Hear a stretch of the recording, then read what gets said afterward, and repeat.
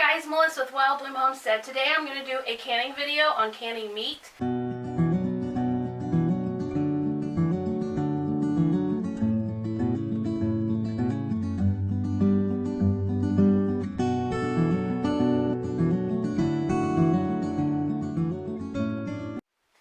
Okay, thanks for joining me in my kitchen today. We are going to be doing a canning project. I am going to do a price comparison of this meat in this jar. I will literally open this can and I will just use it in something that we're going to eat. I'm going to dump it without the fluid, without the juice, because we don't eat the juice, right? You could in this though. But I'm going to dump all the meat and I'm going to put it in here. Or maybe I'll just put it with the juice so that it's fair and you can see it. But we'll put it in there so you can see how much of the meat that you're actually getting when you buy this from the store. Even though it says there's 28% more and whatnot. But you will find that when we can the actual chicken, that you get a better product. It tastes better, it's better for your family, and it's better on your wallet. I will show you the breakdown of both, what it comes out to, and just how easy this is. Please do not be afraid of canning chicken. It is a completely easy process. Don't be afraid of the pressure canners of today, and you will see even my pressure canner is still significantly old, but you do not have to fear them. They are very easy to use. They are very safe, and please pressure can your meat. Thanks for watching. Let's journey on.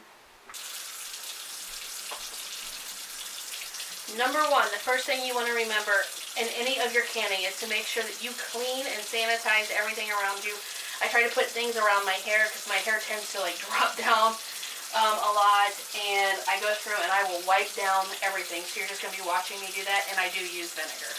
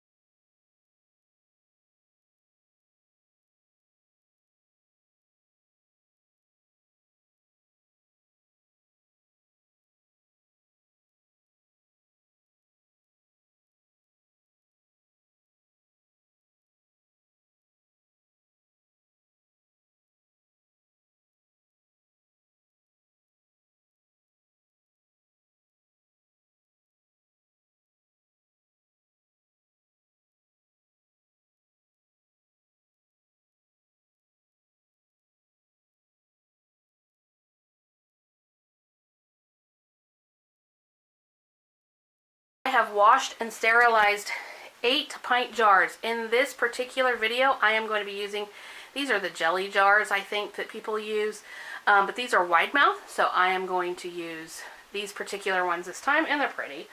I am going to use 8 rings, 8 lids. I have washed these in hot soapy water. I am going to put them down in some warm water while I get the jar stuff. You typically nowadays do not have to do that with your canning lids. I always do my canning lids and my rings only because I store all of my canning stuff in my basement, and I have a cat that goes up and down, and even though this isn't right by where my cat is, it's a basement, and it just makes me feel better to wash and clean everything. So that's what we're going to do. We're going to use, this is a debubbler, I guess. It comes with most canning things. A lot of people use chopsticks, but I like it. It has the added benefit of helping you with head space measuring. You kind of take the edge of this, and then this is supposed to land at the top of whatever you're canning. Jar lifter, really easy to use. It's got rubber bottom, plastic handle on the top. When you're done canning, you don't necessarily have to have it to put the jars in the water, but you will need it to come out. You just take it, clip it, grab it, and pull out, and it holds on to it. Tongs to handle the meat. I got this out as something that you could use to put the meat into the jar. Sometimes I do and sometimes I don't. I probably, for this video, educational purposes, I'll still go ahead and use this. It's best practice safety. Paper towels, white vinegar to wipe the rim, and the canning salt. We also are going to heat up a teapot of water. When you can raw chicken, you do not have to have water added to it. This is something new that I'm going to try, and I got it from the Homesteading Families tutorial, and she is saying that if you just add a tad bit, like a half an inch of water, her blog specifically says to avoid having chicken that is exposed to air inside the jar, she adds a little bit of boiling water before canning. This is optional, but recommended. She also said that you could have sea salt. I have canning salt. Or any other dried seasoning, but don't use, so you can mix in taco seasoning if you want, Italian seasonings, curry, garlic and onion, whatever you wanted to do to add to this chicken to give more flavor to other dishes. I am not going to do that. I will add the salt. To me, I like to have just a, call it naked chicken, available so that I can add what I want to add when I want to add it. Just keeps it off the side. And we're just going to start filling it. Some people don't. I kind of like it. I can kind of use these to loosely pack. Do not jam it down in there.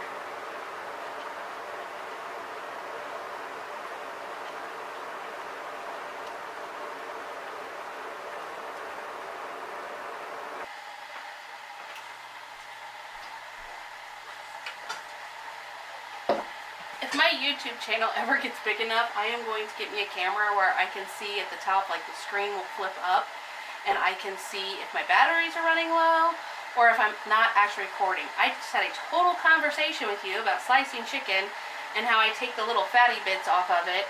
Not all of it, but I'll take some of the fatty bits off of it, put it in a Ziploc baggie, and I'll put it in the freezer to add to my bone broth. And we had a conversation about canning meat, and it wasn't recording. So, to make a long story short, on my previous unrecorded section, I got into canning meat because my husband is a truck driver, and one of his shipping docks that he was at gave him a can of canned venison.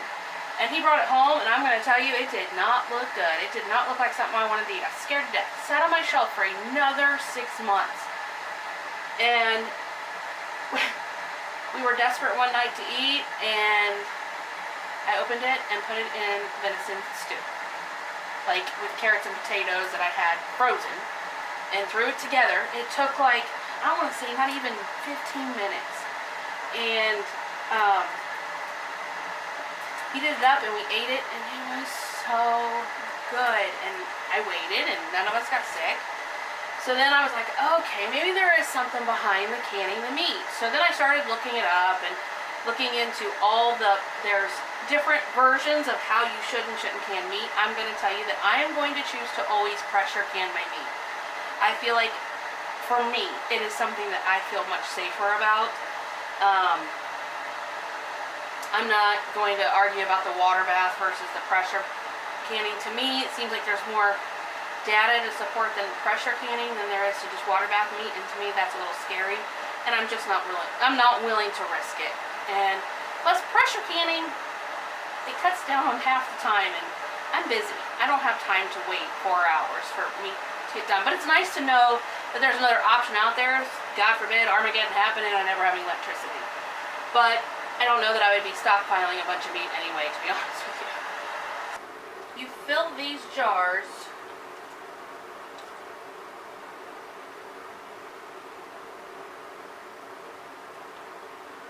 to a 1-inch headspace.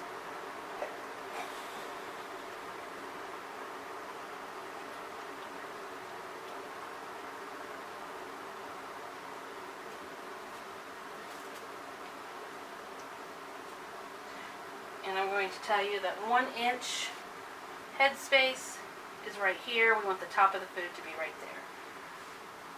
Top of the food. Top of the food. So if you were to look at it, looking at the jar, it kind of does rest right at the bottom of this bottom ring.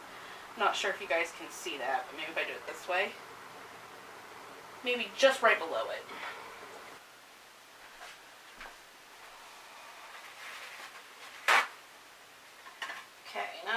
a half a teaspoon salt in each of these.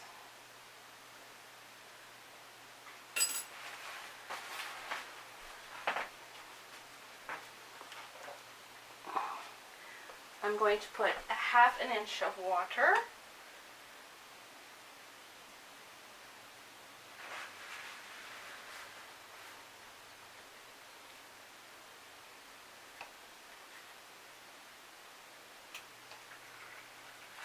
In each jar.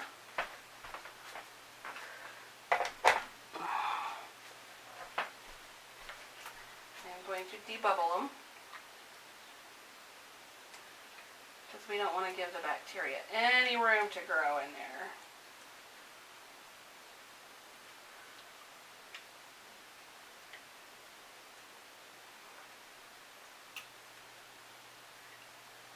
Take some vinegar. I'm just going to wipe the top of the jar.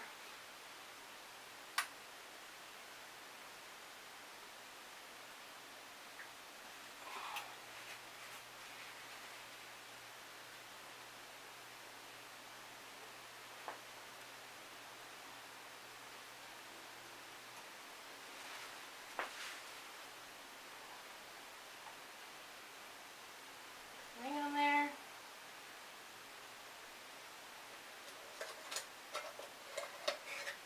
These rings are pretty hot. 1.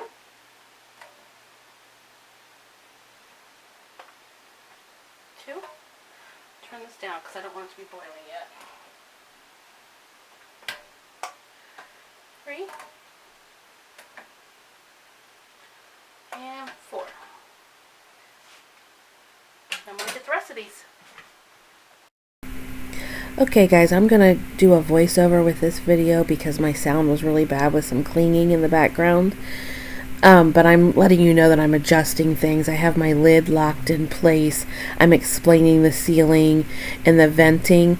We have it turned up on a 6 on my oven, or I'm sorry, on my stove top, and I'm telling you that it needs to be a steady steam coming out, not a but it needs to be the full, but it needs to do that for 10 minutes. After that 10 minutes, then we put the weight on top of the valve, which I'm going to double check here on my pound per, my PSI is what I'm double checking on my phone right now. And it was 11 pounds that I need to get it to once my weight is placed on the vent valve. And then you stand here and you kind of get it to that 11 pounds of pressure. And you have to watch and make sure that it stays there steadily about 4 minutes. And then you adjust the dial on your stovetop temperature to maintain that constant 11 pounds of pressure. Once I know that it's there and it's holding steady, then I set my timer for 75 minutes.